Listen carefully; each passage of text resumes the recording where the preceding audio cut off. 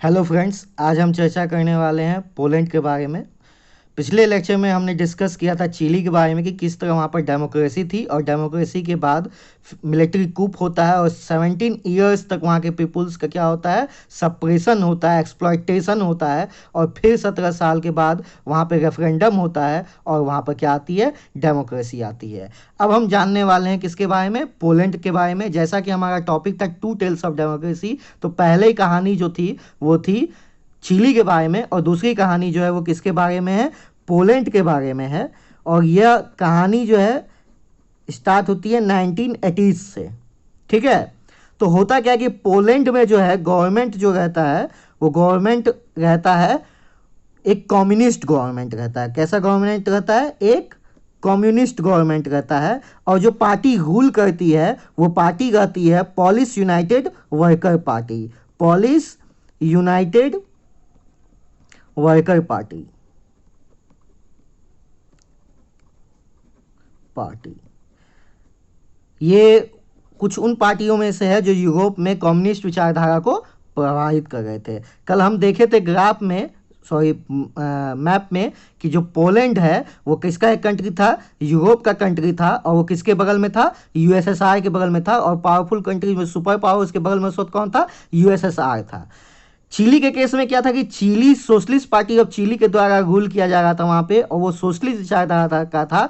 USA जो है वो कैपिटलिज्म को फॉलो करता है। जब उसको प्रॉब्लम आया तो वो उसके इंटरनल पॉलिटिक्स में इंटरफेयर कर गया और वहां पे मिलिट्री कूप करवाने में वो हेल्प किया। बट यहाँ क्या है कि यहाँ पोलैंड में क्या है, कम्युनिस्ट गवर्नमेंट और इसके बगल का जो पावर है यूएसएसआर, ये भी क्या है, कम्युनिस्ट है। तो चोर चोर मौसेरे भाई, तो स्वाभाविक है कि ये इसको क्या करेगा, सपोर्ट करेगा। तो पोलैंड की जो गवर्नमेंट थी वो क्या थी, सपोर्टेड बाय यूएसएसआर थी। ठीक है, तो एक बार यूएसएसआर पे बहुत बार आ रहा है, यूएसएसआर के बारे में थोड़ा बहुत जान लेते हैं कि यूएसएसआर का जो एक्सपेंडेड फॉर्म है वो होता है union of Soviet socialist Republic. ठीक है, union of Soviet socialist Republic. ये जो है 1921 में इसका फाउंडेशन हुआ था और ये चला, सॉरी 1922 में इसका फाउंडेशन हुआ था और ये चला था 1991 तक, जो कि कोल्ड वार के एंड तक ये चला था। कोल्ड वार के खत्म होने के साथ क्या हो गया, यूएसएसआर का ब्रेकडाउन हो गया, यूएसएसआर का फॉल हो गया और ये 15 कंट्री में डिवाइड हो गया। ठीक है, मतलब यूएसएसआर के ब्रेकडाउन के बाद 15 नया कंट्री बन रहा था, इंक्लूडिंग रसिया। कोल्ड वार क्या है, कोल्ड वार जनरली कहा जाता है कि एक इनडायरेक्ट वॉर था यूएसए और यूएसएसआर के बीच में। यूएसए कैपिटलिज्म को फॉलो करता, वो अपना फिलॉसफी लेके चल रहा था, और यूएसएसआर कम्युनिस्ट विचारधारा का था, ये कम्युनिस्ट फिलोसफी लेके आगे चल रहा था। और दोनों इनडायरेक्ट वे में किसी दो कंट्री के बीच में, दो कंट्री के बीच की लड़ाई में एक इसको सपोर्ट कर देता था, एक उसको सपोर्ट कर देता था। इस तरह ये लड़ाई करते थे और ये जब ब्रेक डाउन हुआ था तो 15 कंट्री इससे निकला था। इसको और समझने के लिए एक बार हम इसको मैप पर देख लेते हैं। ठीक है, अगर मैप पर हम देखें तो आप रसिया आपको बड़े बड़े अक्षर में दिखाई दे रहा होगा। हम एक लाइन से नाम सब पढ़ते जा रहे हैं, जितना भी नाम सब है जो जो निकला था रसिया से। ठीक है, तो एक तो रसिया हो गया, दूसरा एस्टोनिया हो गया, यहाँ पे आप देख पा रहे होंगे। तीसरा लातविया हो गया, चौथा लुथानिया हो गया, पांचवा बेलारस हो गया, छठा यूक्रेन हो गया, फिर सातवां मोल्डोवा हो गया, फिर जॉर्जिया है, फिर आर्मेनिया है, फिर अजरबैजान है, फिर कजाकिस्तान है, फिर उज्बेकिस्तान है, तुर्कमेनिस्तान है, किर्गिस्तान है और ताजिकिस्तान है। ठीक है, ये सारा कंट्री जो था, ये 15 कंट्री मिलके क्या था, यूएसएसआर था। लेकिन 1991 में क्या हुआ कि जब इसका ब्रेकडाउन हुआ, रसिया से ये सब अलग होकर अपना इंडिपेंडेंट कंट्री बना लिया। ठीक है, तो 1991 में आप ध्यान रखिएगा इस कहता है डेट को। 1991 में क्या होता है, यूएसएसआर का फॉल होता है। तो ये कम्युनिस्ट गवर्नमेंट होती है, ये क्या करता है कि कोई भी अदर पॉलिटिकल पार्टी को ये अलाउ नहीं करता है। और यहाँ पर जो है कोई भी लीडर को चुना नहीं जा सकता, मतलब इलेक्शन नहीं होता। People can't choose there leader, choose there leader. ठीक है, एक बार हम कम्युनिस्ट फिलोसफी पे भी बात करते हैं। कम्युनिस्ट फिलोसफी क्या होती है कि जैसे आप देख रहे हैं Polish United worker party, workers party, यानी कि कम्युनिस्ट विचारधारा कहती है कि हम मजदूरों की बात करेंगे, हम किसानों की बात करेंगे, ठीक है। उनका कहना एक्चुअली क्या होता है, एक शॉर्ट वे में आप समझने की कोशिश की कि जैसे कोई फैक्ट्री है, तो होता क्या है, फैक्ट्री में वर्कर काम करते हैं, उनको सैलरी मिलती है, वो अपने काम से चले जाते हैं, फिर जो कंपनी का प्रॉफिट होता है वो उसका ऑनर रखता है, जो कैपिटलिस्ट होता है, जो इसमें इन्वेस्ट किया होता है, ठीक है। लेकिन कम्युनिस्ट गवर्नमेंट क्या कहती है कि उसके स्टेट में जितना भी बड़ा कहता है, जितना भी हेवी वो कहता है फैक्ट्री होता है, जो भी चीज़ होता है, बड़ा बड़ा कारखाना होता है, कुछ भी होता है, वो किसके द्वारा ऑन किया होता है, गवर्नमेंट के द्वारा ऑन किया हुआ होता है, और उसका जो भी प्रॉफिट होता है वो किस में जाता है, वर्कर्स में जाता है। लेकिन ये जनरली क्या होता है कि ये लोग एक समय के बाद क्या हो जाते हैं, निरंकुश हो जाते हैं, यानी कि अपने आप को ही सही मानने लगते हैं, अपने हर डिसीजन को, ठीक है। तो ये क्या किया था कि अपने कंट्री में इंडिपेंडेंट ट्रेड यूनियन अलाउ करके नहीं रखा हुआ था, यानी कि इंडिपेंडेंट ट्रेड यूनियन आप नहीं बना सकते हैं। प्रेस को हाईली सेंसराइज करके रखा हुआ था, प्रेस के ऊपर हाई बहुत ऑब्जेक्शन लगा हुआ था, ठीक है। और कोई भी पॉलिटिकल पार्टी नहीं कर सकता है, बना सकता है, ठीक है। तो लेकिन स्वाभाविक है जब आप इतना कहिएगा कि आप कोई इंडिपेंडेंट ट्रेड यूनियन नहीं बना सकते हैं और प्रेस को भी आज़ादी नहीं है, तो जब आप खुद गलत कीजिएगा तो उस वक्त जनता कैसे बोलेगी। तो स्वाभाविक है कि इसका रिजल्ट आएगा और एक दिन क्या होगा, पूरे देश में अराजकता फैल जाएगी। तो मौका मिलता है, एक डी डे आता है, एक दिन आता है जब पोलैंड की जनता को मौका मिल जाता है। होता क्या है, 14 अगस्त 1980 के दिन एक स्ट्राइक होता है। क्या होता है, स्ट्राइक होता है। कहाँ होता है, तो लेनिन शिपयार्ड में होता है, लेनिन शिपयार्ड में होता है। ये डांस्क शहर का एक फैक्ट्री है। और किस का कारण होता है, ये होता है unjust removal of A women crane worker, A women crane worker. एक वुमेन क्रेन ऑपरेटर होती है, उसको हटा दिया जाता है गलत तरीके से, इस कारण इसका विरोध में ये स्ट्राइक होता है। तो अब आप सोच रहे होंगे कि स्ट्राइक एक लेडी को उसके काम से निकाल गया है, तो वो जो स्ट्राइक हुआ तो वो इतना बवंडर कैसे मचा सकता है। एक्चुअली है क्या कि जब आपकी जो गवर्नमेंट है वो ये कह रही है कि हम मजदूरों की बात कर रहे हैं, किसानों की बात कर रहे हैं, और आप किसी को अपने मन से किसी भी तरह से हटा दीजिएगा, तो स्वाभाविक है कि उसका रिजल्ट क्या होगा, खराब होगा। लोग पहले से जो भी ऑफिशियल या किसी का भी जो दमन होगा वो सह गए हैं, तो उनको बस मौका चाहिए विरोध प्रदर्शन करने का। स्ट्राइक होता है। और सबसे खास बात क्या है कि पोलैंड में जो है स्ट्राइक भी क्या था, इलीगल था। स्ट्राइक भी क्या था, इलीगल था। स्ट्राइक वॉज इलीगल, ठीक है।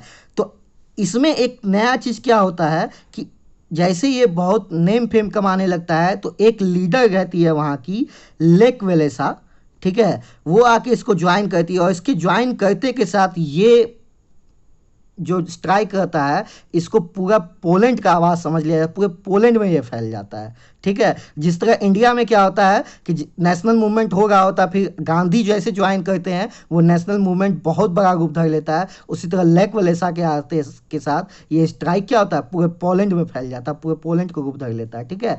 तो लेक वलेसा के स्ट्राइक के सामने क्या होता है, गवर्नमेंट झुक जाती है और उनका 21 पॉइंट एग्रीमेंट होता है गवर्नमेंट के साथ में, ठीक है।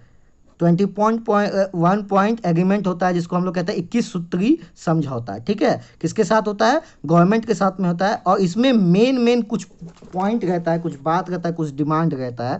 पहला डिमांड तो रहता है कि आप इंडिपेंडेंट ट्रेड यूनियन को अलाउ कीजिए, ठीक है, कि जब आप गलत कीजिए तो हमारे पास कोई तो हथियार होना चाहिए आवाज़ उठाने के लिए। दूसरा, प्रेस के ऊपर से जो आप सेंसरशिप लगा के रखे हुए हैं बहुत कड़ा, वो हटाइए, ठीक है, कि अगर किसी के साथ गलत हो तो प्रिंट मीडियम के माध्यम से वो पूरे पोलैंड में या एक जगह से दूसरे जगह तक पहुंच सके। तीसरा क्या था कि जो भी पॉलिटिकल प्रिजन को आप रखे हुए हैं, पॉलिटिकल प्रिजनर्स को, ठीक है, कम्युनिस्ट गवर्नमेंट जनरली क्या कहती है कि जो भी डेमोक्रेसी इन सभी का बात करता है। जो भी गवर्नमेंट के खिलाफ जाता है उसको क्या कर देती है, कैद कर देती है। तो इनका मांग था कि जो भी पॉलिटिकल प्रिजनर है उसको आज़ाद किया जाए। तो जो 21 पॉइंट एग्रीमेंट होता है उसमें ये सब इंक्लूड होता है और गवर्नमेंट क्या करती है, इस सभी को मान लेती है। तो इसका रिजल्ट क्या होता है कि जैसे trade union, independent trade union बनाने का परमिशन मिलता है तो एक नया ट्रेड यूनियन बनता है। ठीक है, एक न्यू इंडिपेंडेंट ट्रेड यूनियन बनता है, इंडिपेंडेंट ट्रेड यूनियन बनता है जिसका नाम रहता है सॉलिडरिटी। ठीक है, सॉलिडरिटी। और ये बनते के साथ क्या करता है, अपना 1 करोड़ मेंबर बना लेता है। 1 करोड़ मेंबर मतलब 10 मिलियंस मेंबर। ठीक है, तो आप सोच सकते हैं कि एक ऐसे कंट्री में जहां पर गवर्नमेंट के खिलाफ कुछ भी होता है तो तुरंत जेल हो जाता है। ठीक है, वो इंडिपेंडेंट ट्रेड यूनियन बनाने के लिए अलाउ नहीं करता है, स्ट्राइक होती है, अब लोगों को परमिशन बनता है और जैसे ट्रेड यूनियन इंडिपेंडेंट सॉलिडरिटी बनता है वैसे उसका 1 करोड़ मेंबर बन जाता है। तो स्वाभाविक है कि वहाँ की सत्ता क्या होगी, बौखला जाएगी। और बौखलाहट का परिणाम देखने को मिलता है दिसंबर 1981 को, जब जनरल जेरुलस्की जो है वो क्या करता है, मार्शल लॉ इम्पोज कर देता है और पूरे पोलैंड में क्या हो जाता है, मिलिट्री रूल आ जाता है। ठीक है, और इसको कौन सपोर्ट कर रहा होता है, यूएसएसआर सपोर्ट कर रहा होता है, क्योंकि सेम फिलोसफी के लोग थे। ठीक है, तो अब होता क्या है कि जब वहाँ का कहता है जो जो भी वहाँ के लोग हैं वो जान चुके हैं कि गवर्नमेंट कैसी है, तो वो इसके इंतजार में रहेंगे कि कब उनको विरोध करने का मौका मिले। और अभी मैंने कहा था कि सॉलिडरिटी क्या करती है, कुछ ही समय में 1 करोड़ मेंबर बना लेती है। तो अंडरग्राउंड तरीके से वो भी क्या करती है, सरकार के विरोध में काम करते रहती है। ठीक है, मैंने तभी कहा था कि यूएसएसआर का इंड डेट याद रखने का। तो यूएसएसआर का क्या होता है, इंड डेट क्या था, 1991 था। 1991 में क्या होता है, वो ब्रेक डाउन हो जाता है। और यहाँ क्या होता है, 1981 में क्या लगता है, मार्शल लॉ लगता है। तो 1988 के आते आते क्या होता है कि यूएसएसआर जो है वो पूरी तरह से वीक हो जाता है। और जो पोलैंड है वो क्या हो जाता है, उसके साथ वो इकोनॉमिकली डिक्लाइन हो जाता है। ठीक है, और आप जानते हैं कि इकोनॉमी क्या है, इकोनॉमी एम्पायर के स्ट्रेंथ का प्रतीक है। आप यूएसए का इकोनॉमी और इंडिया का इकोनॉमी देखिए और दोनों के इकोनॉमी को देखिए और फिर दोनों के स्टेटस को कंपेयर कीजिए। उसको छोड़ दीजिए, आप आइए इंडिया के अंदर में ही आप पंजाब की इकोनॉमी को देखिए और आप बिहार की इकोनॉमी को देखिए, आपको तुरंत अंतर दिख जाएगा। वहाँ के वुमेंस का स्टेटस देखिए और यहाँ के वुमेंस का स्टेटस देखिए, वहाँ के लिटरेचर, वहाँ के क्या था, एजुकेशन का स्टेटस देखिए और यहाँ के एजुकेशन का स्टेटस देखिए।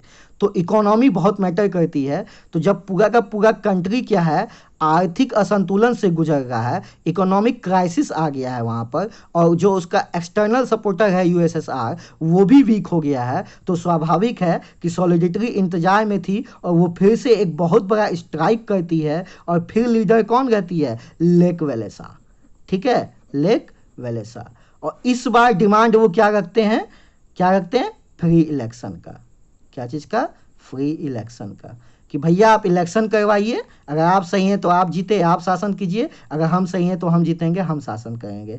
तो अप्रैल 1989 को ये फ्री इलेक्शन का डिमांड जो है गवर्नमेंट मान लेती है। ठीक है, और फिर क्या होता है, फिर होता है 1919 को free election, first free election होता है जो प्रेसिडेंशियल इलेक्शन होता है। और इसका रिजल्ट जो आता है वो धमाकेदार आता है। वो क्या करता है कि जो सॉलिडरिटी रहती है उसको पूरे के पूरे 100 सीट में कितने सीट मिलते हैं, 99 सीट मिलते हैं, केवल 1 सीट नहीं मिलती है। ठीक है, और ये बहुमत से जीतती है। और स्वाभाविक है जो संघर्ष करेगा फल भी उसी को मिलेगा। जो लेक वेलेसा रहती है वो क्या बनती है, वहाँ की प्रेसिडेंट बनती है।